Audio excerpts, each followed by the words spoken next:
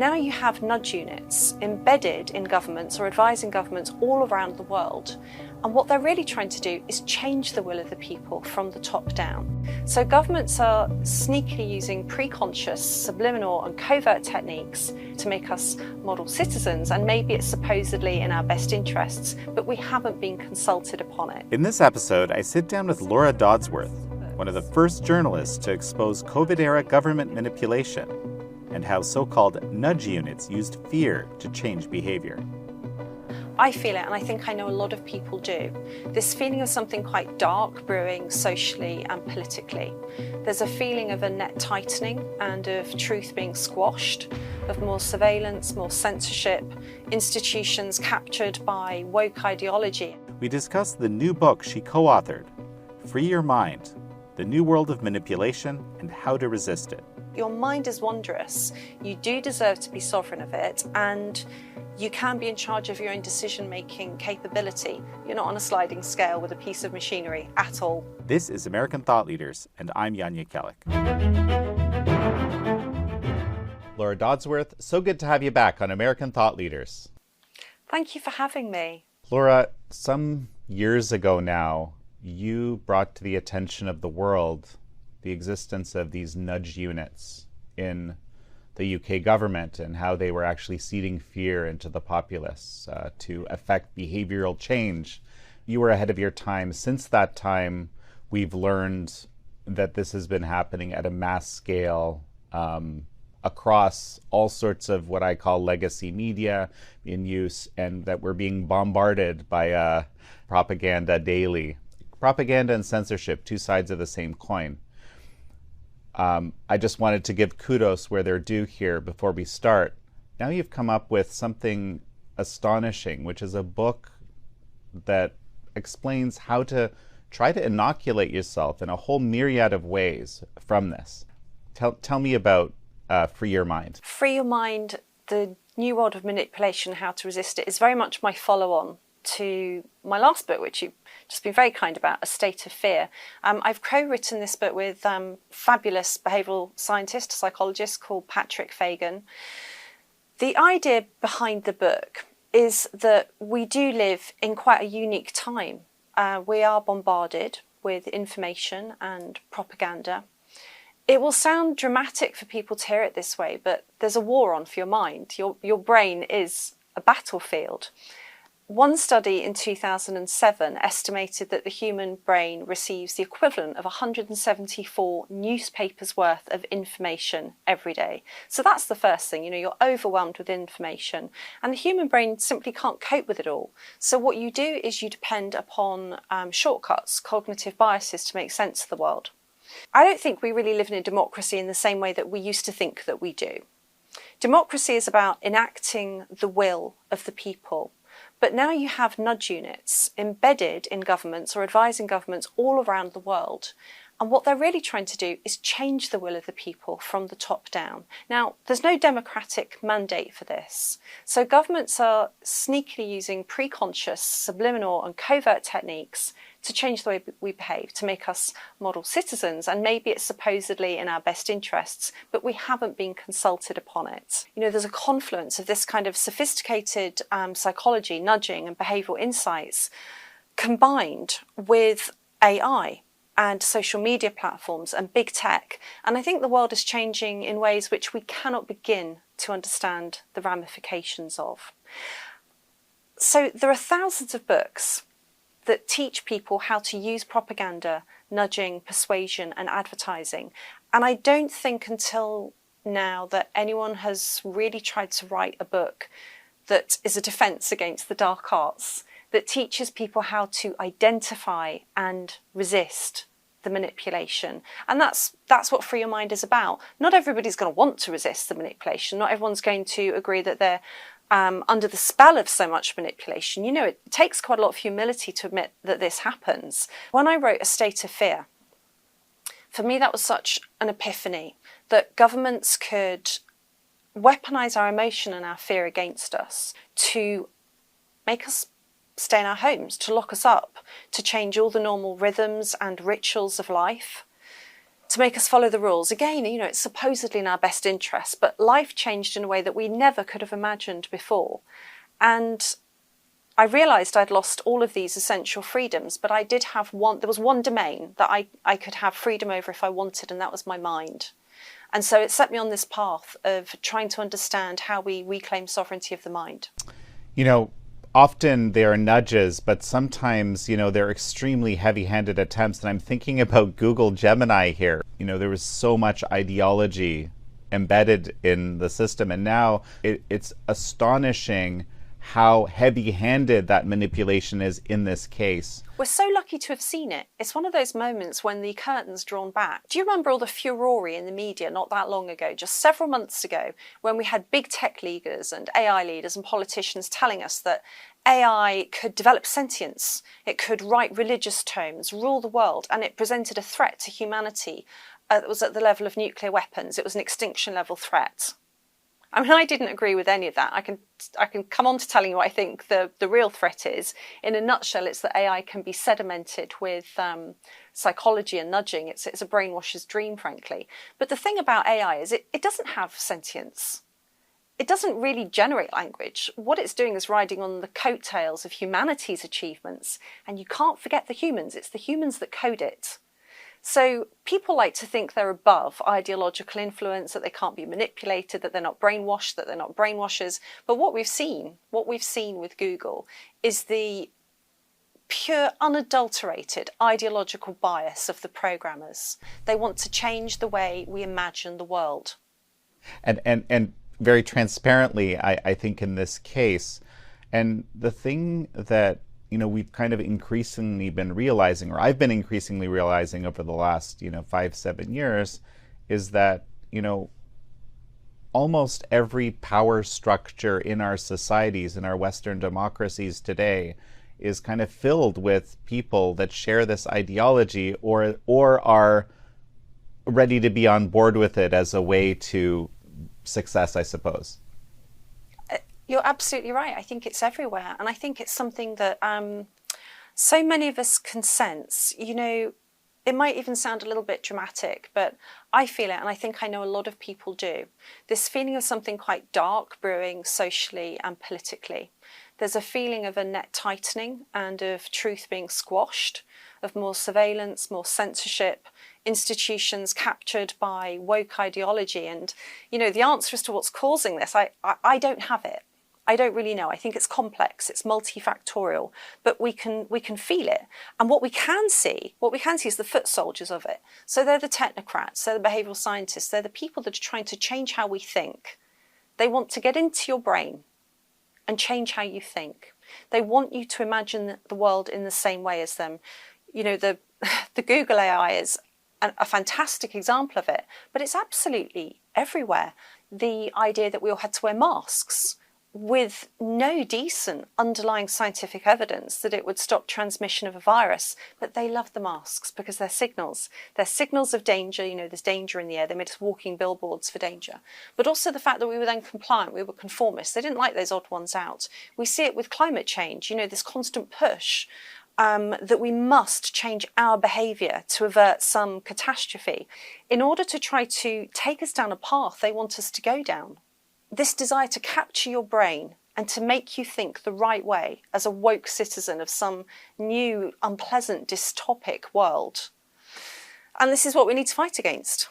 There's different kinds of personality traits in our societies, and some people just kind of, believe that others should think as they do, that they think the right way, and others should think that as they do. You don't want to give those people the levers of power, so to speak, right? Like that's kind of that's the corollary to that. I want to touch on something, before we get into thinking about how to inoculate ourselves, which is, of course, the substance of your book. And I have to say that, to me, every single chapter of this book is useful. I want to touch on this AI a little bit. TV changed the world. The internet changed the world. And this is going to be another game changer. Aldous Huxley said in Brave New World Revisited that technology had disadvantaged the little man in favour of the big man. And he wrote that before the internet even existed. There's something called the picture superiority effect, which means that pictures affect us more emotionally. They're more persuasive than text, which would be why, if you want to consume information rationally, if you want to make the most wise decision for yourself, it's best to get it in writing. Read a newspaper without pictures would be the ideal way to not be manipulated when you consume the news. And of course, we're not doing that. We're scrolling through video very fast. If you imagine a world where we're wearing Apple Vision Pro, or you can create video just from text, the options for where this could go could be almost endless. What I'd find concerning is the exact kind of safety mechanisms they want to put in. The thing about these big tech platforms and social media and this new technology is it knows a lot about you. We stomp around with very heavy digital footprints. One study that's now, I think it's about a decade old, actually showed that from just 200 likes, Facebook knew you better than anyone except your spouse. Facebook could detect your sexuality. You can imagine a world where Facebook would know that a young teenager is gay before the teenager knows they're gay. And that's pretty old now. So you have a completely personalised digital footprint. And there's no such thing as a neutral platform online. It's increasingly personalised towards us. So not only does it know you, that means that it can predict you and it can shape your behaviour. You can imagine a world where we're all in separate little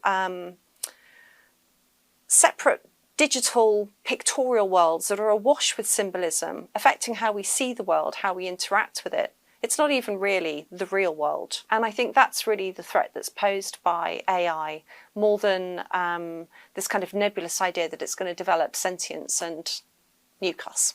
A case in point, I suppose, is some of this work that Dr. Robert Epstein has done, showing, for example, that based on just simply altering the order of the results in Google around, he created experiments where he was able to demonstrate that for people who are, for example, undecided on who they're going to vote for in a particular setup, you can actually manipulate them to pick somebody with very high probability without them being aware of the fact that they've been manipulated in the first place, simply by reordering the search results. So this is something that happens through something called ephemeral experiences, meaning that no one ever knows what you saw, and you don't even know what you saw actually, because you go to your next search and you've already been effectively programmed. If you were someone who was undecided on a topic, it's that easy. Never mind generative video that has subtle subliminal messages embedded within according to the biases or ideological views of the creator. Yeah, I mean, it happens in a more blunt way already. So, for instance, if I search for knives on Google, I'll probably get something quite straightforward about Swiss Army knives or whittling or kitchen knives or something. But if I was black in a city and listened to drill music, it's quite conceivable already that I would be getting something about reducing knife crime. This kind of thing already happens, operated by government agencies. And again, it's supposedly in our best interests. It's not really very well understood. It could be that if you see a video about knife crime, it might make you more likely to buy a knife and commit a crime with it. Just like there are studies that show that if you put up no smoking signs, you might be more likely to smoke because it reminds you about your cravings. The road to hell is paved with good intentions. Oh, I'm reminded of the Delhi Cobra effect. Do you know about this one, Jan? Tell me about it, please. It's an old example of nudging. Back in the British Raj, the British authorities wanted to deal with the appalling number of cobras. So they incentivised the citizens to bring in a dead cobra in return for an incentive, money. And to their delight, this scheme worked really well. The citizenry were bringing in piles of dead cobras and being rewarded handsomely for it. It turned out that the locals had been breeding cobras in exchange for money, and when the scheme ended, what happened was loads more cobras released into the wild. All of these schemes that are put in place already, and they're quite blunt, may be leading to unintended consequences, is my point, but it is going to become a lot more sophisticated. The thing about this confluence of AI, this video effect, the picture superiority effect, with search, and social media is that you'll be an increasingly personalised digital world that can be scaled up like never before. Scaled up to the whole world, basically. 83% of the world owns a smartphone now, and it can be sedimented with totally unique nudging based on you. I mean, if you think about, say, when they were trying to persuade everyone to get the COVID-19 vaccine during the pandemic, that started with nudges. You can learn a lot about the government's intentions from its gentle nudges, because they then proceed. It's the first tool in a deployment of policies that go through from a shove to a prod to a cattle prod. We were given stickers, in this country when you got your COVID-19 vaccine to make, to show your social conformity, your social proof that you're part of one big group of people that have had a vaccine, evidenced by your sticker. And then there were some other enticing incentives, such as raffle tickets or shopping vouchers for people that had the vaccine. And then there were some really weird incentives around the world, such as marijuana for vaccines in Washington state, and lap dances, and even brothel trips for vaccines in Austria. It got crazy. College education raffles in the States. Then you get through to mandates. Imagine a world where your Google search results, everything you see on social media, or some kind of like metaverse world around you is shaped exactly to your particular reasons for vaccine hesitancy. It's not a nudge anymore. A nudge should be a choice that you're able to make yourself. It's supposed to be choice architecture. You can choose one thing or another thing, but you won't really be aware what choice is put in front of you when it's totally unique to you and based upon your psychological profile. Laura, I can't help but think of, one of your chapters contains a beautiful phrase. Social media distancing is required here, I think. Absolutely right. Gosh, we all know we could benefit from less social media time. I think there's a study that says that on average people think they pick up their phone 25 times a day, but it's up to 80 or 90 times a day. I really had to confront myself when writing this book that I'm quite addicted to social media. I put myself into an experiment where I went into a convent for 24 hours for a digital detox. Now, I'll confess something to you. It was actually supposed to be 2 days, but I decided I couldn't face it, and I made it 1 day, which says a lot. That did allow me to kind of step back just that 1 day, and it affected my social media consumption for another week or two, but then I got back to normal. So we do have a chapter called Social Media Distancing, which, while it seems to spell out an obvious message, which is that you can be manipulated on social media. It's designed to be sticky, it's designed to be addictive, and there are bots and there are trolls, and it runs on emotion, and you can receive personalised messaging to make you buy stuff.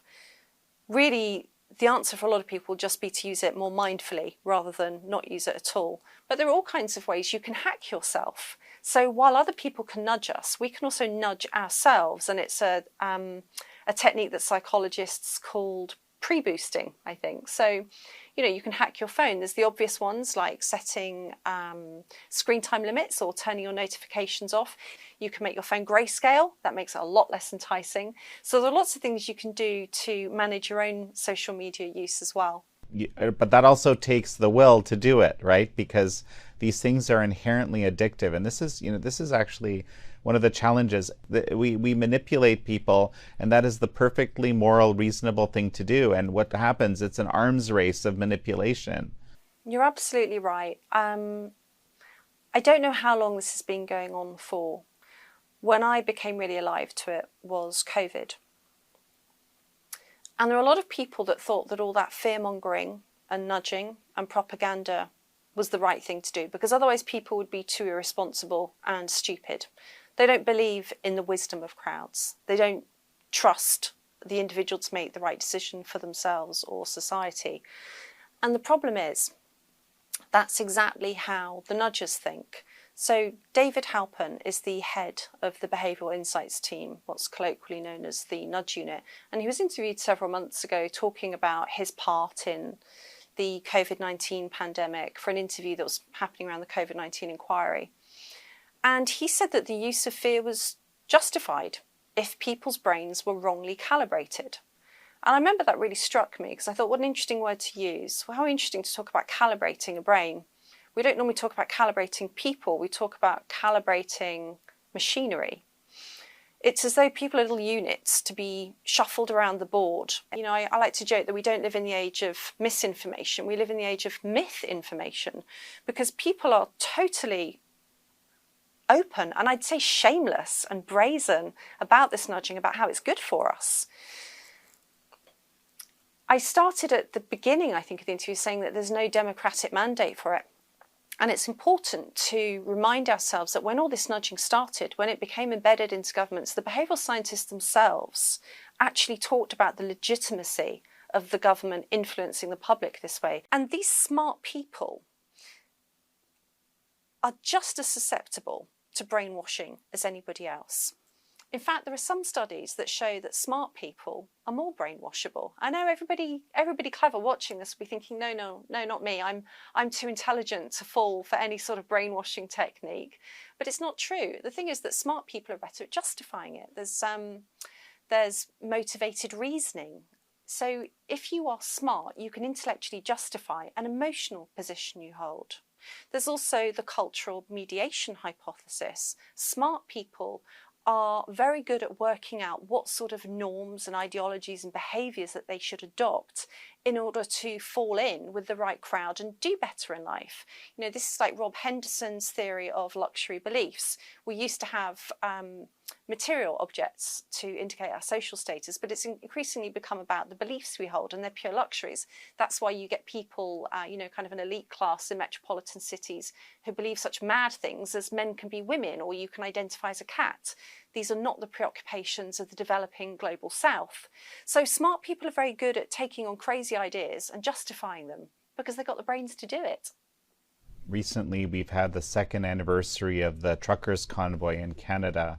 Thankfully, the Canadian High Court ruled officially that this was an unconstitutional act. The shutting down of the protest through invoking the Emergencies Act is what I'm talking about. My sense, however, is that the Canadian, leaders really believed that there were dangerous people coming to Ottawa to wage an insurrection and so forth because, a compliant and funded media told them what they wanted to hear ad nauseum. In any area of endeavor, if the elite class can decide to brainwash itself, in effect, to believe something crazy. And so now I'm starting to ask myself, is this how societies collapse, right?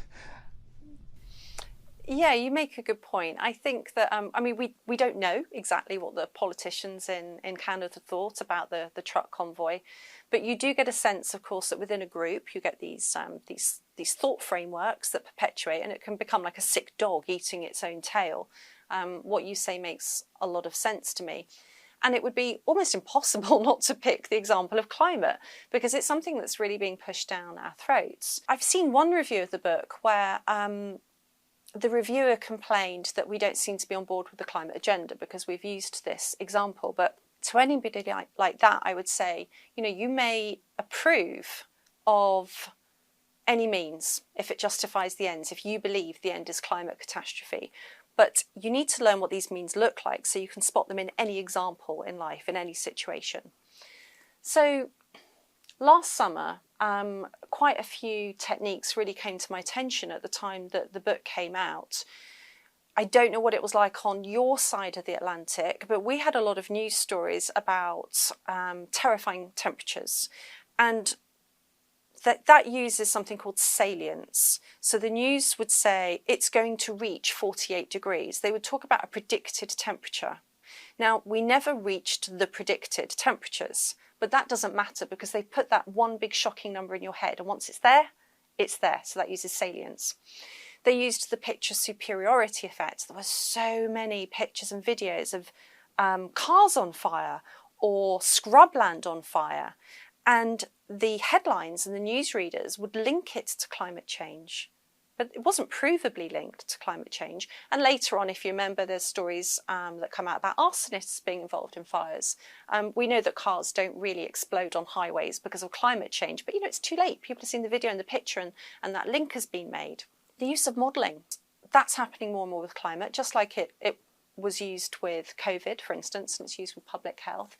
So we heard about the number of heat-related deaths. And when I I first heard that, I thought, gosh, this is astonishing. How has somebody worked out how many people have died from heat all around Europe, and they're reporting it back in real time because they won't have the coroner's reports yet? I looked into it. It was modelling. So basically, it's made up. You might as well chuck chicken entrails on the ground. This is outrageous. I'm sorry to jump in, but like, really? Yeah. I mean, it really was incredible. So what they're doing with with the heat modelling is trying to create this salient effect. You get this big number, and how many people really then look at the report that's behind the headline and then work out its modelling and how the modelling works? You know, I did it because I'm interested, but a lot of people will take it at face value. I mean, the truth is many more people die in the winter from cold than die in the summer from heat. Otherwise, nobody would live around the equator or in the south. I mean, it just doesn't make any sense at all. And then it goes even further. It becomes embedded into drama and children's programming, not just the news, not just weather reports, not just public health announcements. Oh, public health announcements. So we now have colour-coded warnings for the weather. So you can have an amber alert or a red alert. And what this is supposed to be doing is signalling danger. So something that we just would have thought of as quite normal before, like a very hot day or a storm, gets a colour-coded alert, which is to kind of sacralise the idea of danger around perfectly normal things like weather. There was a report produced a couple of years ago by the Nudge Unit, the Behavioural Insights team, and Sky, the broadcaster, which talked about how to use the power of TV in order to nudge people towards net carbon zero behaviour. And quite shamelessly, it talked about using drama, news, children's programming, documentaries, the whole gamut of TV. So brazen. They would talk about putting in characters or storylines that would encourage people to have electric vehicles or to do recycling. It talked about using children's programming in order to influence children but create multi-generational spillover into the house. It talked about using weather reports to explain the impacts of climate change catastrophe. So you can see there's this very concerted top-down programme to program us actually into being really worried, fearful and anxious about climate change. Because you see, you would have to be fearful and anxious in order to adopt net zero behaviour, which is going to involve not having your heating on in the winter, not having cars, not buying many clothes, changing how you eat, because it's always about our behaviour. That's the problem. It's never, even if you go along with anthropogenic climate change, it's never China or India. It's our behaviour right here in these countries that needs to change. That's the problem. We as the citizens become the policy problem that requires a solution, and that solution involves manipulating us and nudging us into behaving differently. The corollary means lowering your standard of living dramatically. So most people are not going to be on board for that if you were to tell them this is our plan. Of course not. It involves donning a number of hair shirts. Of course, by the time you're living in that world, you might be grateful for the hair shirts because you're going to be pretty cold because you won't be able to afford your heating in the winter. I would say as well, I'd be really careful about any movement that has a zero in it. I just hear the zero now and I shiver. We had zero COVID, net zero, and it just puts me in mind, to be honest, of Pol Pot's year zero. Be aware the zero. What is a zero? A zero is nothing. It's a big gaping hole. It's an eternal nothingness. It's a moral flatlining. Never aim for a zero. I don't think that there's anything necessarily deliberate about this. I don't think that the people that aimed for zero COVID and the people that aimed for net zero have got some kind of like dastardly zero plan going on.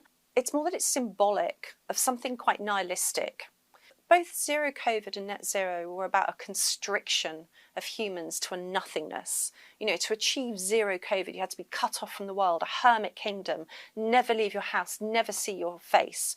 There was something so miserly and anti-human about it. It involves rewinding to a kind of a pre-industrial era where we live in mud huts and we don't have anything and we can't have heating. The things that have saved us, good diets, heating, lots of farming. They don't want that. They want us to rewind and live like serfs. They're such unpleasant, miserly visions for the world. So I don't think there's anything deliberate. I just think the symbolism comes through because it's people that have this really miserly view of humanity.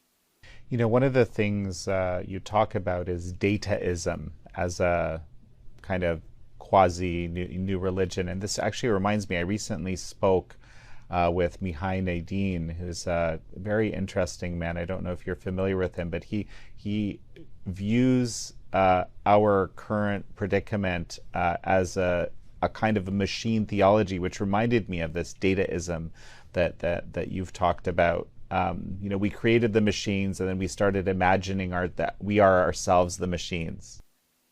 Yes, so dataism is an idea that some people have of a kind of philosophical, almost religious movement that goes alongside this pivotal time we're in, when we're entering the fourth industrial revolution, as it's known, where the biological and the physical fuse with the technological.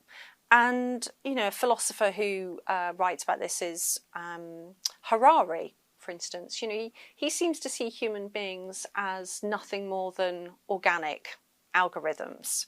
We're just thought processes. It's a very bleak and dismal way of viewing people, that we're just a collection of decision-making processes, fleshy algorithms. It's not a view of the world that I share. I don't see what they see coming to pass. But where it's interesting is understanding them, the kind of people who advise the World Economic Forum or other supranational bodies or governments, the people that are sort of embedded in public health and science. And if you see human beings as organic algorithms, then you can't really argue for human agency or the existence of a human soul. And that is the complete opposite of everything I believe. And it's the complete opposite of, you know, the purpose of a book like Free Your Mind, which is all about trusting you, trusting the individual, saying your mind is actually wondrous and unique. I mean, I believe you have a soul. You may not believe you have a soul. That's neither here nor there, really, but your mind is wondrous. You do deserve to be sovereign of it, and you can be in charge of your own decision-making capability. You're not on a sliding scale with a piece of machinery at all. In the book, there's a chapter, Don't Be a Slave to Sex. One of the elephants in the room around our social disruption today is this ubiquitous, on-demand, any age, to anyone of any age, availability of hardcore extreme pornography. I think you're the only person to interview me about the chapter Don't Be a Slave to Sex. It's funny because, I mean, Patrick and I thought we'd get a lot of questions about this chapter because it's one of the more controversial ones. And I don't think people have been brave enough to bring it up. So well done. You get the prize. It's not just that people don't want to study it. It's also, frankly, and this I've only covered it maybe 2 or 3 times out of almost 1,000 interviews on American thought leaders now, because it seems like people aren't interested in hearing about it. But I feel like we need to discuss this. I think, you know, if I'm really honest, there's a way in which pornography has influenced quite a lot of my work, actually. My first 3 books, which were a trilogy about the body, and a documentary which was called 100 Vaginas. A lot of that was really about countering the pernicious effects of pornography. So it's something I'd thought about before. And Patrick and I really debated whether this chapter should go in. Now, he was initially very keen. I was like, we can't do it. It's actually a whole book. Talking about sex and manipulation, it's so big. How are we going to get it into a chapter? But he persuaded me. And it's we really wrote this chapter very closely together. It seemed like it was one it was very important that a man and a woman bring really equal parts to. And pornography is part of it, but it's not the only part. I mean, the first thing we should start with is by saying that sex, or rather rape, is a weapon of war. It always has been. The other thing I want to say is there's nothing wrong with sex. You know, you're not interviewing some kind of weird prude here who's not sex positive or whatever they say. I mean, sex is brilliant. I love sex. Sex is wonderful. It's very pleasurable and very powerful. Maybe it's so pleasurable and powerful we should be treating it a bit more seriously. The thing about pornography is it's always existed in one form or another, really, so far as we know. But it's different now. It's very ubiquitous, like you say. It's on everyone's phone or computer. The reach of pornography, I was going to say the penetration, you have to be so careful about the words you use talking about pornography because everything ends up sounding like a weird double entendre. We've known since the 1960s that people can be conditioned to develop paraphilias. one example of a study that didn't actually make it into the book, but I love this one, is that male rats have been conditioned to fancy female rats wearing jackets. So you can train a male rat to prefer a clothed rat, not a normal furry naked rat. It's incredible what you can do, because sex has this powerful reward. It's the classic way to condition people, really, because it has this powerful reward at the end of it. In another study, men were conditioned to find boots attractive on their own by being shown, first of all, pictures of women in boots, naked women in boots, and then the boots on their own.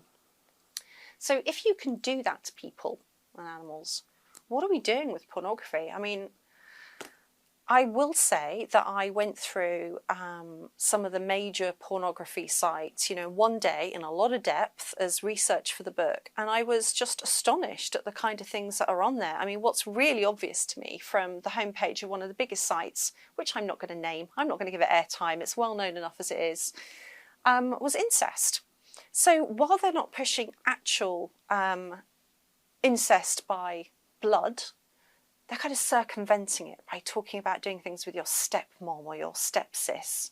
It's about kind of like weird step-sibling sex. They're really pushing those frontiers. There's a lot of stuff about sex with machines, and you'll see a lot of sex that's increasingly kind of not real. It's sort of AI generated and cartoonish and featuring all kinds of strange activities which stretch the realms of what normal sexual activity is. We interviewed transgender people who said that they felt that pornography had been complicit in them developing transgender identities. I've interviewed men who developed erectile dysfunction problems. I've interviewed women who felt like they needed to have surgery, including labiaplasty, after watching pornography. So we know it can affect body image. There are studies that show correlation, if not causation, with divorce in relationships. We know that it can change sexual tastes, even to the extent of creating paraphilias. So, yeah, we do advise that people shouldn't really watch it. I don't know if most people understand what a paraphilia is. Maybe just explain that very briefly. So a paraphilia would be a sexual fetish. So it's when you develop a taste for something that is outside of the ordinary, outside of the normal. But it's associated with sex. Associated with sex, yes, absolutely. Right. It's this furtive thing that people do illuminated by their screens at home. And because also in the real world, that's mirrored by this sex positivity movement where we're supposed to say anything goes, as long as it doesn't harm anyone. We don't really have enough honest conversations about pornography. There's a conversation about protecting children from pornography, and that's not happening at all. That's not working. But we don't talk about what the impact of it is on adults or society. And I think, there's a lot to be said for whatever people do in their bedrooms. That's up to them, as long as it doesn't harm anyone. But is it harming us? Is it harming society?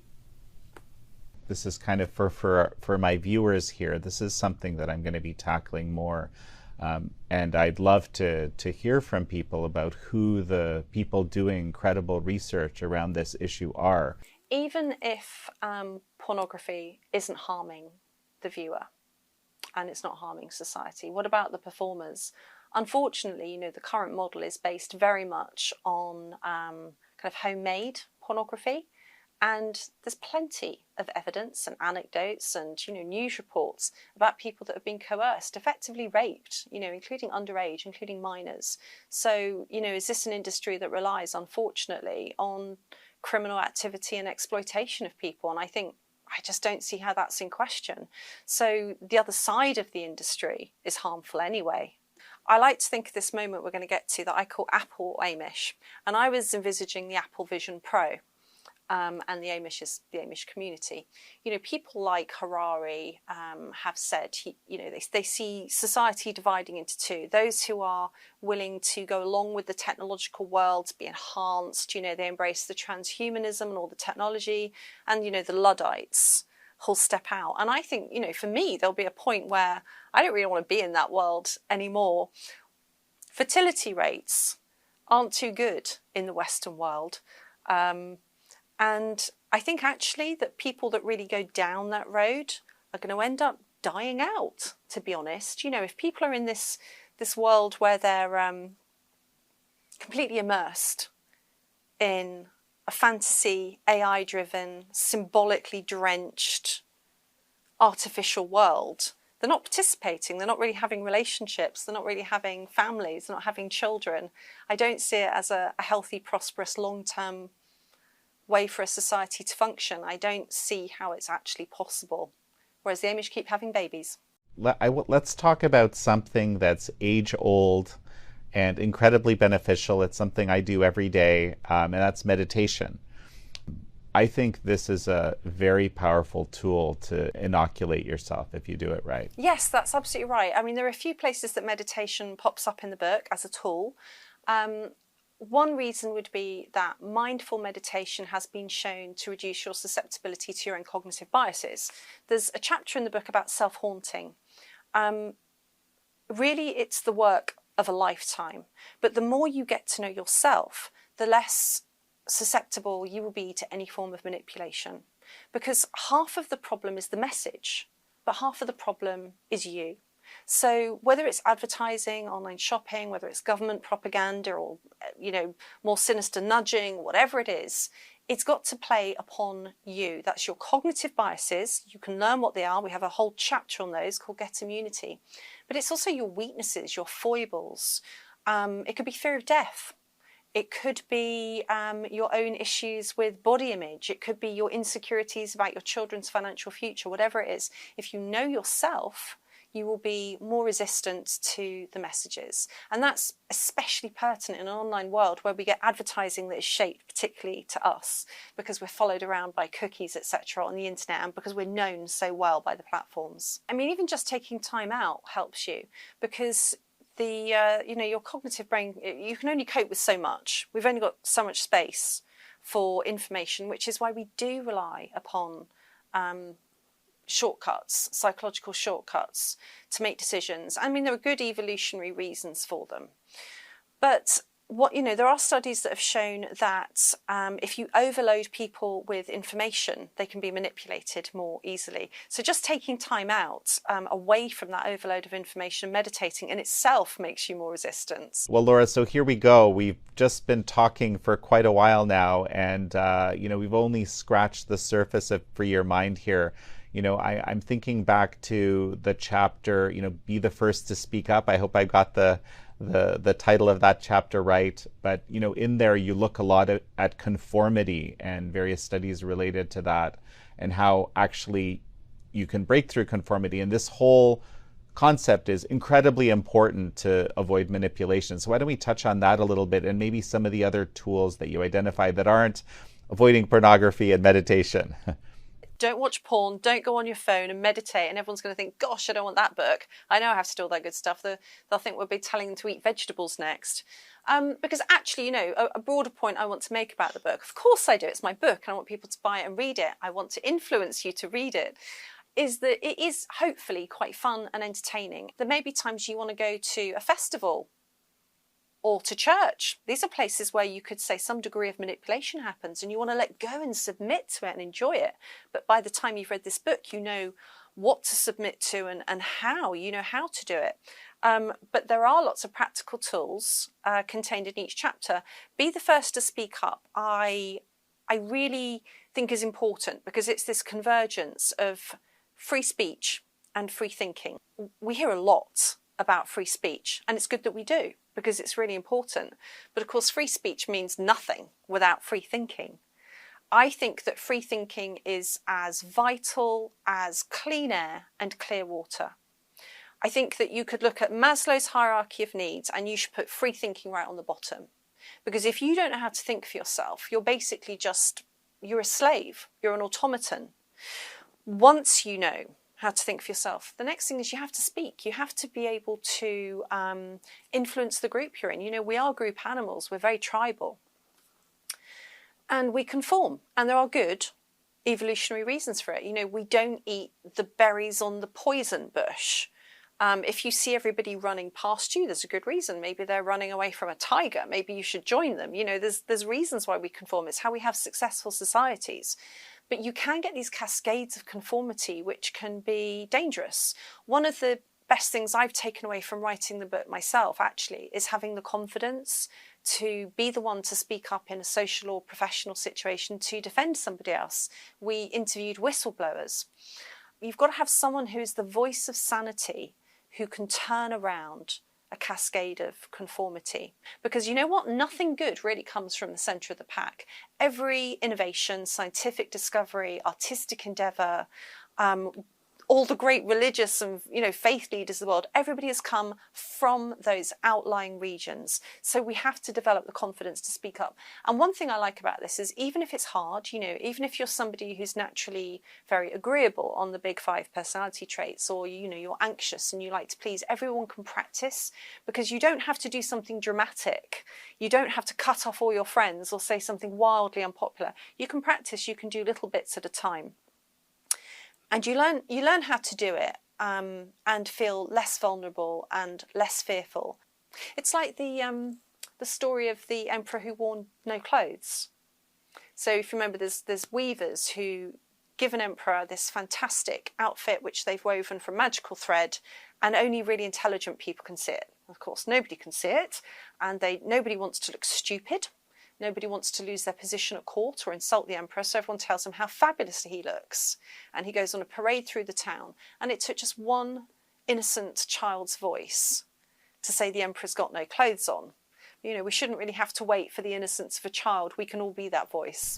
What a powerful story. In this information warfare morass that we're in, I see a lot of these stories also being kind of adulterated or changed. And a story like this, it just struck me how important it is to keep these old stories, because they essentially all talk about the human condition. And they do, that's right. And the Emperor's New Clothes isn't just a story about being the boy. It's also a story about remembering that our leaders are sometimes quite foolish, vain and naked. You draw back the curtain in The Wizard of Oz and the wizard is just a very small little man. It's also a story about the fallibility of leaders. So there's 2 sides to that story which I really love. Any final thoughts as we finish? Learn to understand your biases. Again, we explain what the psychological biases are, and learn to understand yourself. You need to stand for something or you'll fall for anything. Stop haunting yourself and learn to be the first to speak up.